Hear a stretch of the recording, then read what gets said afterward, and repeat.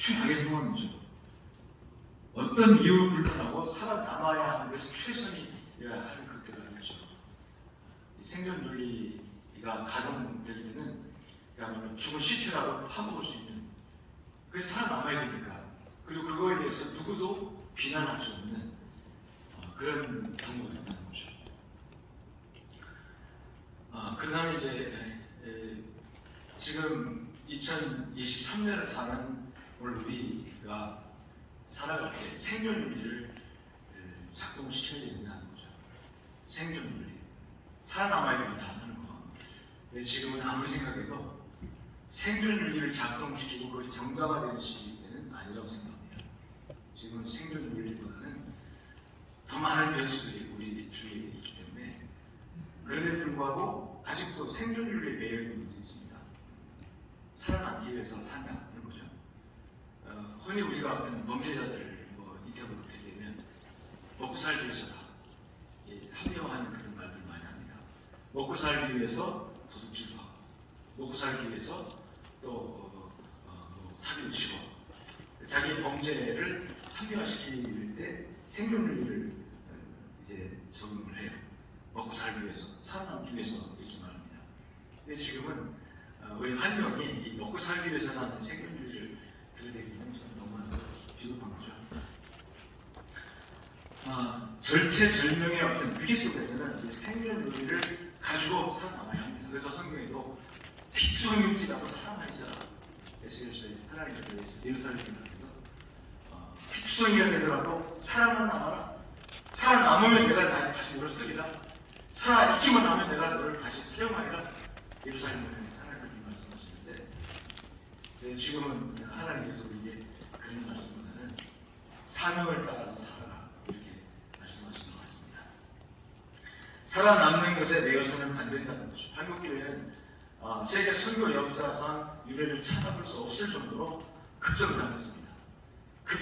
성장이 결국은 생존을 바탕으로 해서 성장하는 거잖아요. 그래서 이 70년대 우리 지난번에 며칠 전에 빌리그램 전도 50주년 기념 대회도 10만 명의 관중이 상암 월드 경기장에 모여서 기념 대회를 하기도 했는데, 50년 전만 돌아가더라도요, 우리 한국 교회가 급성장하는 과정 속에서 100만 명 모인 건 이도 없이 모였습니다. 30만 명, 40만 명은 서울의 부활절 연합예배마다 여의도 광장에 그냥 쉽게 모였잖아요. 근데 지금은 상황이 어떠냐면 몇만 명 모이는 것도 지금 어렵습니다. 그런 과정에서 10만 명 모인다는 것은 대단한 놀라운 사건인데요. 급성장하는 과정 속에서 이 생존에 관한 생존이 확장되고 생존이 부흥되는 것, 이 부흥이라는 것을 굉장히 이 이슈화 해가지고 썼어요, 한국교회가. 그래서 부흥. 그래서 부흥을 위한 세력집회, 부흥을 위한 신학기도, 부흥을 위한 전로, 이 부흥은 생존이 확대되고 생존이 성장하는 거잖아요. 부흥 자체가 결국은 생존을 위한 부흥이었습니다. 살아남기 위한 부흥이었습니다. 그래서 이 모든 초점이 다 부흥에, 그 흔히 우리가 했던 부흥 집회, 결국 그 부흥 집회라는 것이 부흥의 관점에 우리 결국 내 생존이 확장되는 거, 그거에 초점을 맞춰주고 말았습니다. 그래서 거기에 또 하나님께서 축복하셔서, 왜 거기에 정말 진실한 것이 있었거든요. 부흥하기 위해서 얼마나 많이 진실한 마음으로 전도했고, 금식했고, 또 성도를 헌금했고, 투자했고, 헌신을 많이 했습니다. 그 헌신 자체는 하나님 앞에 진실이기 때문에 하나님 받으셔서 한국교회를 엄청나게 폭발적으로 부흥시켜 주셨어요. 아멘. 그런데 우리가 부흥을 외칠 때, 생존에 기반한 생존의 확장을 위해서 부흥을 외칠 때 하나 놓치고 지나가는 게 있습니다. 그게 뭐냐면, 부흥한다면 뭐 할 거냐. 한국교회가 부흥한다면 뭐 할 거냐. 소위 우리가 개척교회를 할 때 우리에게 부흥해야 됩니다. 10명, 20명으로, 20명, 200명으로, 200명, 2000명으로 부흥의 비전을 가지고 얼마나 많이 성도들 헌신을 하게 했고, 또 메시지를 전했고, 얼마나 많이 또 우리 목회자들부터 투신할 정도로 정말 헌신했습니까? 40일 금식기도는 예전에 그냥 적어도 목회자라면 한 번씩 해야 정말 되는 정도 인식을 하고 금식을 반복듯이 하면서 부흥을 위해서. 또 부흥, 그 많은 신년 부흥회들, 많은 신년 부흥이, 신년 부흥이 아니라 그냥 숫자 부흥회에서 얼마나 많이 우리가 전도 노력을 많이 했습니까? 그 결과 하나님 축복하시고 한국에 부흥했습니다. 세계 10대 교회 안에 들어가는 그 한국 교회가 7, 8개 될 정도, 지금도 그 부흥을 유지하고 있는 거잖아요.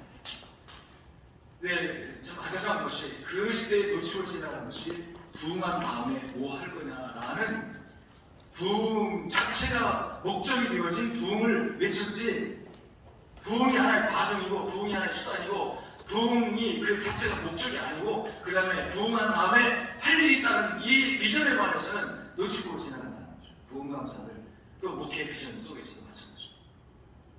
진정한 그 교회가 부흥을 위한 그 부흥이 아니라 왜 부흥을 해야 되느냐 하는 그 비전을 놓치고 지나가는 것이 안타까운 거죠. 그래서 결국 한국교회가 80년 중반까지 부흥했습니다. 뭐 거대한 10만 명, 20만 명 모인 교회 한국교회에 출연하게 됐고, 그 다음에 한국교회 저희가 엄청나게, 한국교회 성도들도 얼마나 헌금 많이 합니까? 모이는 거 얼마나 잘 모입니까? 그리고 열정적입니다. 이런 에너지들이 부흥하면서 교회 안에 계속 축적되고 교회 안에 계속해서 모아지고 쌓여지게 되는데, 이 에너지가 교회 안에 부흥을 통해서 이루어진 모아진 에너지가 결국 교회 안에서 문제를 일으키기 시작합니다. 첫째는 부패입니다. 세속화입니다. 두 번째는 충돌입니다. 그리고 교회 안에 다툼이에요. 시기 질투. 이거 부흥하면은 에너지가 생기죠. 인적 자원이 생기고 물적 자원이 생깁니다. 이 물적 자원, 인적 자원들이 결국 충돌이 일으키면서 한국 교회를 부흥한 다음에 다투고 싸우고 분리되고 분열하고, 그래서 이런 모든 것들이 교회 안에 세속화하므로 엄청나게 수용되면서 흘러가죠. 그 결과 80년 중반을 지나면서 90년 초반에 이르면서 한국교회가 이제 영권을 잃기 시작했고, 세상 사람들로부터 비난받고 세상 사람부터 비판받는 그런. 근데 중요한 건 그렇게 비난받고 비판받고 있음에도 불구하고 성경에서 말씀하신 소금의 맛을 무엇을 짜게 하려고 했던 짠맛을 잃은 한국교회가 거대한 몸집을 유지하기 위해서 많은 에너지를 자체 준비하면서 그 다음에 그 세속화, 세상 사람이 볼 때 교회는 우리나 다를 거 없다는 거죠. 생각하는 것이나 행동하는 것이나 추구하는 것이나 모든 것이 다 눈에 보이는 이 물적인 그런 부흥, 이걸 누리고 있지만, 엄청난 것을 누리고 있지만 거기에서 영적인 것이 보이지 않으니까 사람들이 외면하기 시작했고, 교회와 세상과 다른 게 뭐냐라고 비난하면서 사람들이 교회를 떠나기 시작하고, 청년들이 떠나기 시작했고, 교회가 약화하기 시작해서 교회가 영광을 잃는 모습, 결국 교회는 위축되고 지금 우리가 직면하고 있는 우리는 이런 상황에 처하게 되는 것입니다. 그래서 하나님께서 우리가 놓치고 지나간 부흥을 다시 한번 뒤돌아서 짚고 생각을 해보자. 부흥을 목표하면 참 좋습니다. 그러나 부흥 자체가 목적이면 안 된다. 그럼 뭐가 목적이 되어야 하느냐? 하나님께서 본질적으로 우리에게 주신 사명이 있지요. 그 사명이 바로 뭐냐면 선교라고 생각합니다. 아멘. 선교는 이 교회 안에 에너지를, 교회 안에 자원을 결국 복음 전파를 위해서 교회 밖으로 흘려 보내는 것이 선교가 아닐까요? 교회가 부흥할수록 세상에 대해서 열려져 있어서 세상으로 교회의 에너지가 흘러가야 했습니다. 그런데 교회는 담을 쌌어요. 우리의 부흥을 우리만 즐기고 우리만 느끼면서 우리만 즐기고 우리만 누리는 거죠. 교회 안에서. 그래서 뭐 대형교회라든지 뭐 작은 교회도 마찬가지입니다. 다 목표는 거기에 있습니다. 우리 교회도 부흥이 안 돼서 한다고 하지, 우리가 부흥되면 똑같은 뭐 대형교회나 소형교회나 할 것 없이 똑같은 우리 목적이, 부흥이 우리의 할 일에 관한 비전이 없었기 때문에 부흥된 다음에 뭐 할 거냐에 대한 확실한 비전을 우리 선배들이, 뭐 선배 탓하는 건 아니지만 확실하게 제시를 못했다는 거죠. 부흥한 다음에 우리가 뭐 할 거냐라는 비전이 확실하게 제시됐으면 한국교회는 이런 상황을 맞지 않을 것이라고 저는 생각합니다. 그것은 바로 사명이죠. 예수님께서 교회를 세우시면서 어둠의 권세와 영적 전투를 시작하는 기관으로서 음부의 권세가 해하지 않으리라 승리를 보장하시면서까지 영적 전투의 최전방에 교회를 세우시는데, 교회는 그 영적 전투의 최전방에 나서기를 기뻐하지 않고 진지를 쌓아놓고 이 진지를 견고하게 세워놓고 그 안에 우리가 갇혀서 우리만의 이유를 했던 거죠. 큰 교회 큰 교회대로 작은 교회 작은 교회대로 그 부흥으로 온 축복을 누리기만 하면서 그리고 우리만 느끼기만 하면서 이걸 하나님의 영광이라고 생각하면서 그 살아왔던 모습. 하나님께서 다시 한번 우리 한국교회에 소망을 주신다면 우리가 다시 처음 돌아가서 부흥을 위한 부흥이 아니라 선교를 위한 부흥, 하나님 나라 확장을 위한 부흥을 기대하면서 다시 한번 하나님 앞에 엎드려지는 것을 저는 생각합니다. 아멘. 지금 생존을 추구할 때가 아니에요. 지금은 생존을 포기하게 됩니다. 그리고 생존을 포기하게 되면 뭘 찾게 되냐면 사명을 붙잡게 돼요. 교회는 사명을 붙잡아야 됩니다. 사명을 붙잡으면 생존을 하나님이 책임져 주십니다.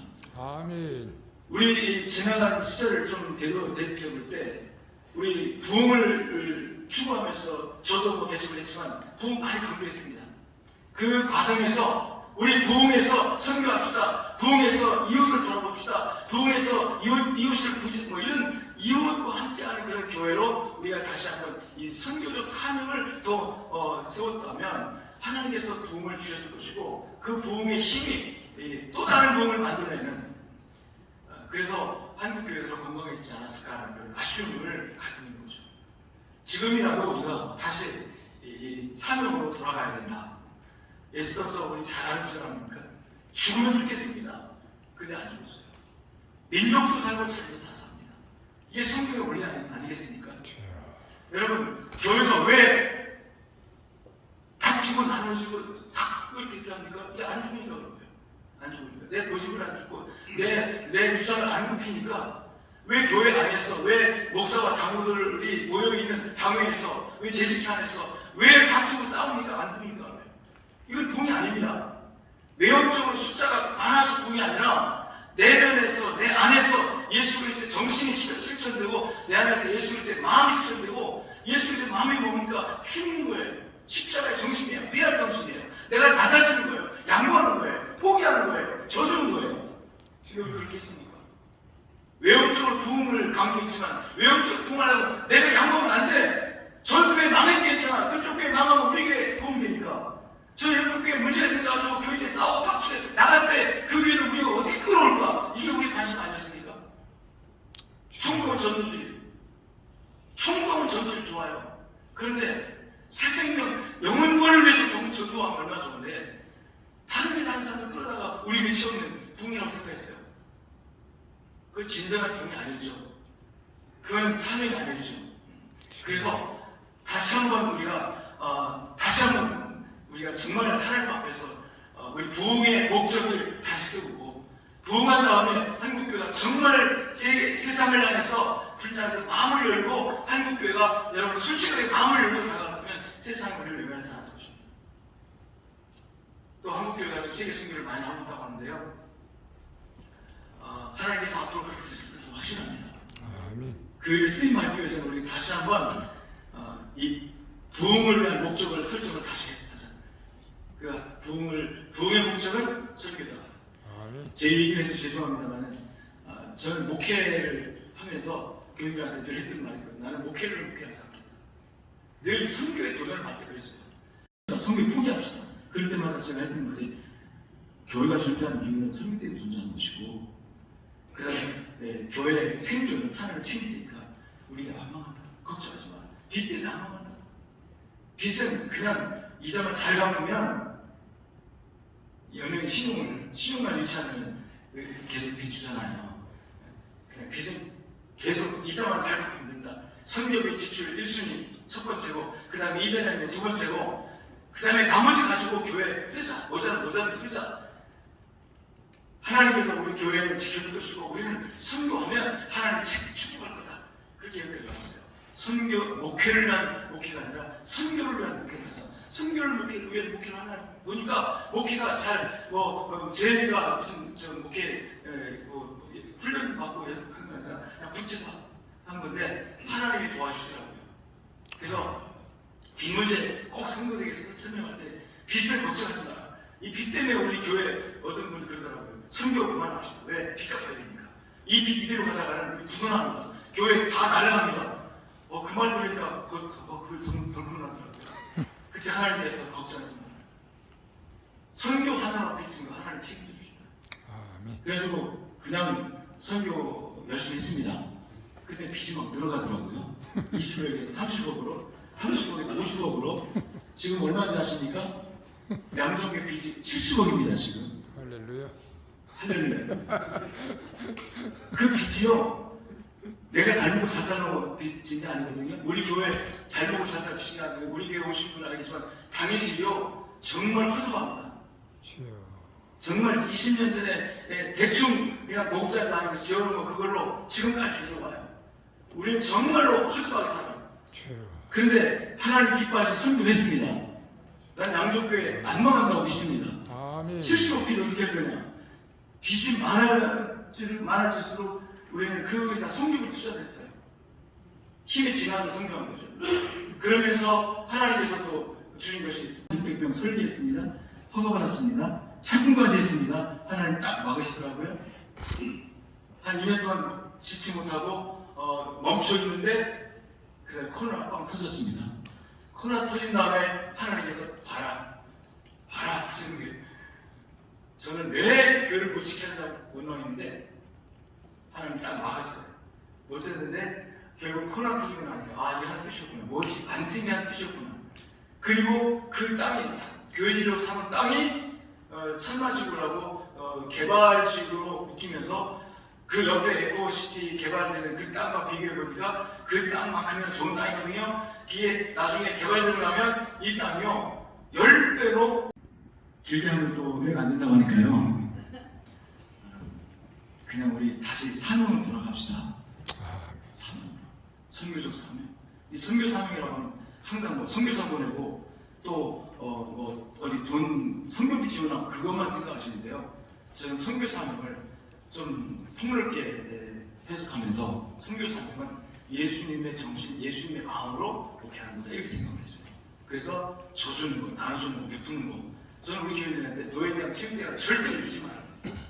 이길 힘이 없어서 이기지 않는 것이 아니라 이길 능력 있지만, 이길 실력 있지만 줘줘라. 지는 게 이유가 아니냐, 실체냐. 그랬더니 목사님, 스포츠에서는 이겨야 됩니다.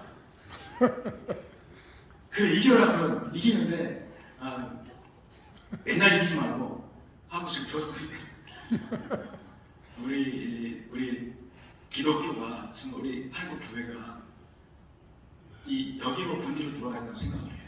예수님 십자가 정신을 실천하는 게, 나눠주고 베풀어주고 주라, 그래야 내가 내줄 것이고 후이되어 누군 들어 넘치도록 안겨주라. 근데 안겨주는 걸 생각하죠. 주라라고 말씀, 주님의 말씀은 우리가 주라고 하지 않습니다. 주라, 이유 없이 조건 없이 그냥 계산하지 말고 너에게 꾸고산지에 꾸어주고 너에게 사기치고 사기 당해줘라. 나는 그게 기독교 정신이고 주님의 정신이고 우리가 추구해야 할 가치이고 우리가 해야 할 선교적 마인드라고 생각합니다. 이 마인드를 가지고 나아가야 돼요. 선교사님들 얼마나 했습니까? 얼마나 지금 제도 생활비도 못 받고, 여러분 정말 고생하는 선교사님 많아요.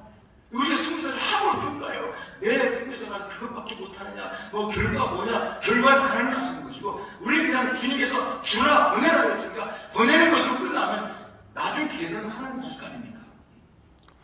오늘 우리 만만한 운동 역시 마찬가지고요. 아주 작은 걸 통해서 큰 역할을 해요. 저는 만만만 생각하면요, 막 소망이 보이게 된다는 거, 한편으로는 막 절망된다고 해요. 우리 교단에 250만 교인이 있습니다. 250만 교인이 정말 선교적 소명을 가지고 하나님 나라를 위해서, 이게 본질인데 내가 예수님을 한 본질로 복음을 전해야 되는데 내가 직접 하지 못하니까 누군가 보내야 된다는 마음 가지고 우리 세례교인 한 분이, 우리 성도, 우리 교단의 성도 한 분이 10,000원씩만, 아니 1년에 10,000원씩만, 250만 원, 250원, 매월 10,000원씩 한 달에 250만 원, 250원. 아니 거기까지는 기대도 못하고 11조 25만 명만 우리 합동교단의 성도들이 25만 명이 한 달에 10,000원씩만 헌금해주면은 GMS요, 교회가 성경에 안 줘도 GMS가 그 돈 가지고 설교사를 다 생활비 주고 살펴줄 수 있어요. 25만 명이 한 달에 10,000원씩이면은 250억씩. 여러분, 25억이죠. 이게 엄청난 재정 아닙니까?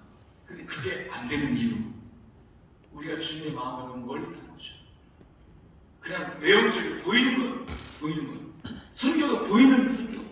건물 짓는데 투자하시고요. 여러분 지금 건물 짓는데 투자하는 시대가 아닙니다. 지금 사람을 세우는데 투자해야 돼요. 아멘.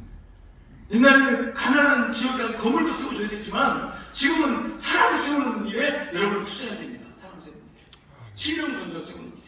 눈에 보이지 않는 성전에 사람 쓰이잖아요. 그 예수 복음을 전해 그 사람 열심히 되면 그 사람 심령 속에 거기까지 성전되니까 그 성전들이 세워지도록 사람 세우는 일에 그런 일을 하는 선교사들을 격려하는데 그런 일을 하는 선교사들은 결과가 안 나요.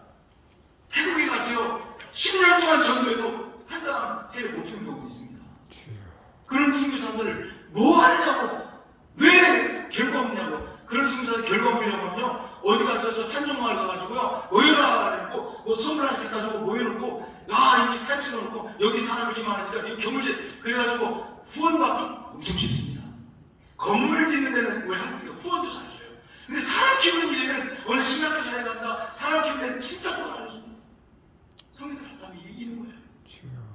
우리 이사님들이 화성교회들이 정말 이제는 이 선교의 정말 진정성을 가지고 우리 자신이 이제는 이 생존을 이제는 생존을 하게 맡기고 이제는 사명, 정말 하나님이 내게 줄 사명, 이렇게 한국에 줄 사명에 충실하다 보면 생존을 가지고 한국에 정말 지금 어려워요. 지금 다음 세대가 문제가 있고 현재 있는 청년들도 우리가 전혀 다릅니다.